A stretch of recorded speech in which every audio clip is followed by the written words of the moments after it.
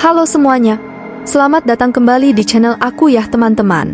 Di video kali ini kita akan membawakan cerita horor yang berjudul Pasak Rumah Tumbal. Wah, penasaran kan dengan ceritanya? Langsung saja kita ke alur ceritanya cekijrot. Malam sudah terlalu larut. Yuni harap-harap cemas menyeberangi jalan raya setelah menuruni angkutan umum terakhir yang berhasil ia kejar untuk kembali dari tempat kerjanya. Kala itu langkahnya terhenti saat menyadari ada yang berjalan mendekat di depannya. Seorang nenek. Shrek. Langkahnya terlihat begitu lemah dengan rambut terurai acak-acakan. Pakaiannya lusuh, dan sebuah kantong kresek hitam yang besar ditenteng di tangannya. Nenek itu berjalan sambil tertawa dengan suara tawa yang aneh. Ki. Yuni menelan ludah melihat pemandangan itu, namun ia tetap berjalan dan berusaha untuk bersikap biasa. Saat mereka bersebelahan, Yuni mencium aroma yang aneh dari nenek itu. Pauzanggit. Yuni menoleh dan melihat sesuatu menetes dari kantung kresek itu. Rasa penasaran dan curiganya pun muncul. Nek, itu? Nenek itu terhenti. Ia menoleh dan seketika wajah yang sedari tadi tertawa kecil itu berubah menjadi marah. Ia meletakkan satu jarinya di mulutnya yang memerah karena sirih yang terus ia kunyah. Kamu nggak usah tahu, nak. Tapi sepertinya, nenek kesulitan membawa benda itu. Apa mau saya bantu? Tanya Yuni. Nenek itu menyeringai dengan aneh dan memberikan kantung kresek itu kepada Yuni. Yuni tak menyangka nenek itu akan menyerahkan begitu saja bungkusan itu. Ia pun menepati janjinya untuk membantu nenek itu. Memangnya rumah nenek di mana? Setelah rel kereta ya, nak.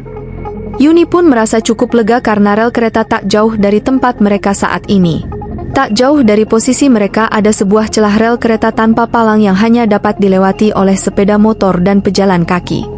Tapi, tepat saat Yuni melewati rel itu, tiba-tiba sang nenek tidak ada di sebelahnya. Ia menoleh dan mendapati sang nenek masih berada di sisi satunya. Nek, kenapa berhenti? Nenek itu hanya tersenyum. Saat itu suara klakson kereta terdengar begitu keras bersama cahaya lampu yang mendekat. Nenek itu terus tersenyum sebelum akhirnya kereta melintas memisahkan mereka berdua. Dari celah kereta Yuni samar-samar melihat keanehan. Pandangan samar melalui celah mengungkapkan gambaran mengerikan dari nenek itu yang sebelumnya terlihat normal, berubah menjadi wujud yang menyeramkan. Darah meresap di kulitnya yang koyak, dan wajahnya terkelupas seperti dedaunan kering yang diterpa angin. Bau sangit mulai tercium di sekitarnya. Saat itu Yuni panik, ia sulit mengatur nafasnya. Ia ingin berlari menjauh dari nenek itu sebelum kereta itu selesai melintas dan harus berhadapan dengan nenek itu lagi. Tapi kereta itu melesat dengan cepat dan sosok nenek itu tidak lagi ada di hadapannya. Yuni bengong. Ia tidak yakin dengan perasaannya. Saat ini tangannya gemetar menyadari kantung kresek hitam itu masih ada di tangannya. Ingatan akan wujud nenek itu membuatnya curiga sekaligus takut akan sesuatu yang ada di kantung kresek itu. Dengan tangannya yang gemetar, ia pun mencoba membuka kantung kresek itu dan mulai merasakan bau yang aneh. Benar saja, seketika ia merasa mual dan memuntahkan isi perutnya saat melihat isi bungkusan itu. Ia melempar begitu saja bungkusan itu dan 3 buah kepala anak kecil menggelinding keluar dari bungkusan itu. Denny? Itu ada kok di rumah, ucap Ibu Dennis, seorang anak yang kulihat semalam di rumah tak berpenghuni itu. Aku masih belum percaya dan sedikit lancang mengintipnya sebentar, dan ucapan ibunya benar. Dennis berada di rumah. Lantas, siapa sosok Dennis yang kulihat memasuki rumah itu semalam? Aku menceritakan pada ibu kejadian yang kualami di rumah itu semalam. Wajah ibu menunjukkan raut wajah tidak percaya, namun melihat keadaanku yang mengkhawatirkan, ia berjanji akan menyampaikan ceritaku pada Pak RW dan Pak Ponidi petugas Hansip yang menjaga komplek rumah kami. Benar, Bu. Yuni nggak bohong. Yuni masuk ke rumah itu gara-gara ngeliat Dennis. Siang itu aku mencoba kembali meyakinkan ibu. Hari ini aku memutuskan untuk izin tidak masuk kantor karena aku butuh waktu untuk menenangkan diri. Iya, ibu ngerti. Ibu juga sudah lapor kok, balas ibu. Tapi muka ibu nunjukin hal yang beda, Bu. Yukapku. Ibu pun menghampiriku di meja dan merangkulku. Cerita kamu emang susah dipercaya, tapi ibu percaya banget dengan apa yang kamu rasain. Sekarang yang penting kamu tenang dulu, ucapnya sambil meletakkan secangkir teh panas di hadapanku. Tuk.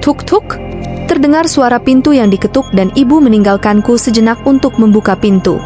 Aku melihat dari jauh ada seseorang di depan rumah yang berbicara dengan sedikit alot dengan ibu. Sepertinya ibu mencegahnya, namun orang di luar itu berusaha meyakinkan ibu.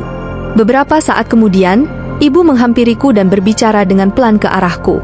"Nak, ada yang mau ketemu sama kamu. Ibu udah coba bilang kalau kamu sedang tidak bisa diganggu, tapi dia tetap mau ketemu kamu. Katanya ada hubungannya sama nenek berbau sangit," jelas ibu.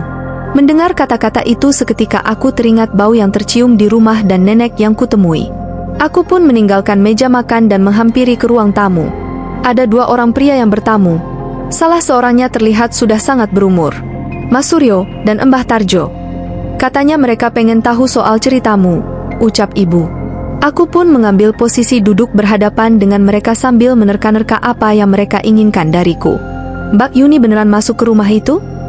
tanya Mas Suryo membuka pembicaraan.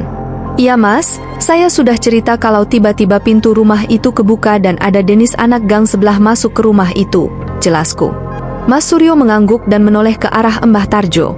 Namun alih-alih menanggapi ucapanku, Mbah Tarjo dengan wajah aneh menatap ke salah satu sisi rumah di belakangku. Wajahnya terlihat cemas. "Cemana, Mbah?" katanya. "Ada yang mau disampaikan?" tanya Mas Suryo.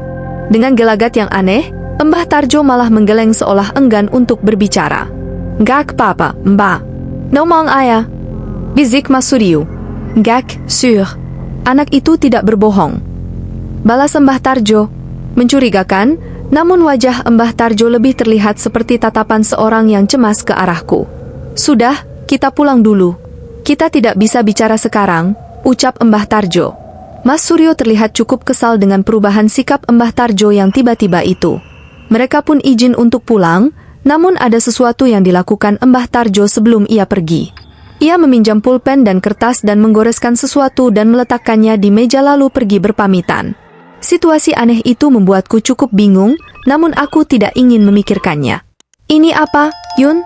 Ibu yang masuk ke rumah lebih dulu membuka lipatan kertas yang dicoret oleh Mbah Tarjo. Terlihat mata ibu mengerut melihat isi dari lipatan kertas itu. Aku mengambilnya dari ibu dan melihat sebuah gambar. Sebuah coretan sederhana di sebuah kertas yang berbentuk sosok perempuan jangkung berambut panjang setinggi langit-langit rumah. Tidak begitu jelas, namun gambar itu mengingatkanku pada sosok yang kulihat di kamar remang-remang itu. Seketika bulu kudukku berdiri, aku menoleh ke belakang namun tidak hal aneh di ruangan ini. Tapi entah mengapa aku merasa seolah ada yang mengawasiku. "Rumah itu rumah tumbal, kamu sudah melihat sesuatu yang tak semestinya kau lihat." Suara itu terdengar samar-samar di tengah tidurku.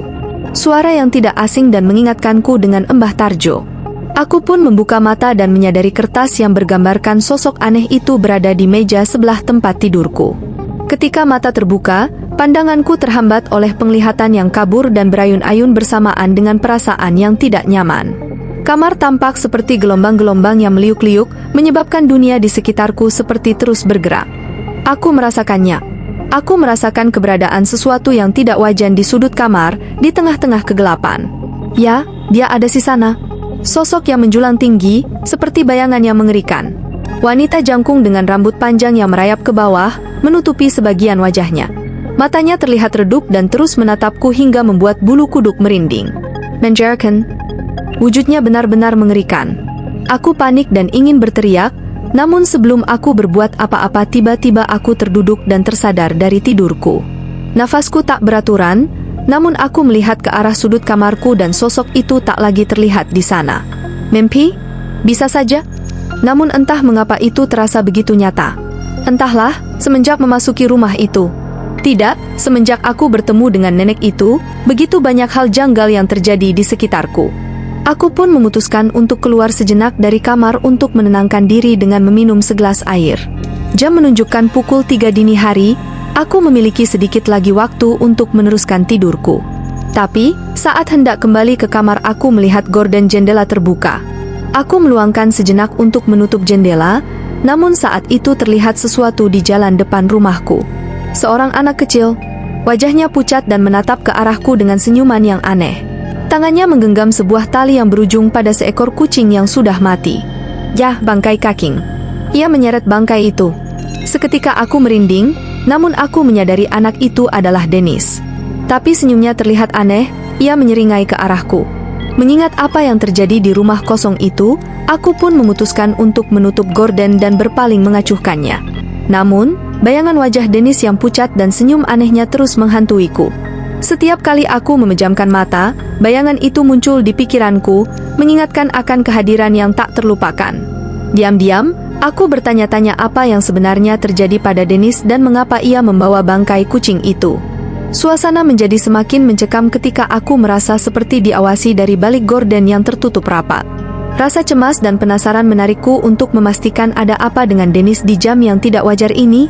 Aku pun sekali lagi berpaling, dan kali ini aku mengintip dari balik gorden dan Dennis tidak lagi di posisinya yang sama. Namun apa yang kulihat seketika membuatku mual. Dennis merunduk di jalan dan memakan bangkai kucing itu mentah-mentah. Ia memakannya dengan lahap seperti kesetanan. Seolah menyadari aku memperhatikannya, ia pun menoleh ke arahku dengan wajahnya yang berlumuran darah dari bangkai kucing itu.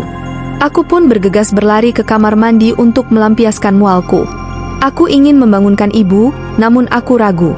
Apakah ada sesuatu yang jahat yang mengincarku? Jika memang iya, aku tak boleh melibatkan ibu dalam bahaya ini. Aku terbangun cukup siang dan berangkat kerja dengan kondisi tidak tenang.